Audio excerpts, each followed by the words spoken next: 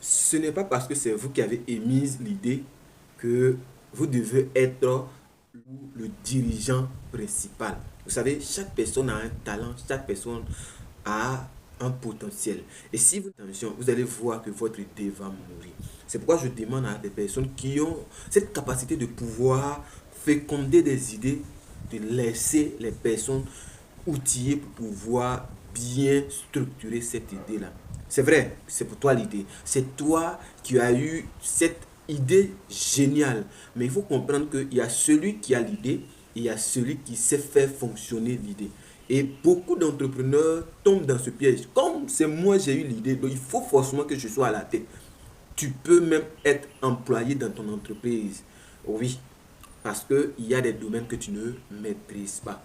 Parfois même, c'est le cas des gens qui font les activités de métier. Ces personnes-là ont des compétences, mais ils n'ont pas cette compétence de pouvoir créer une entreprise et la faire fonctionner. Et comme c'est eux qui ont la compétence, ils veulent à tout prix être à la tête. Or, tu ne maîtrises pas cela. Donc, laisse les personnes outillées gérer ton entreprise et toi, étant compétent dans la matière, tu vas gérer tout ce qui est technique.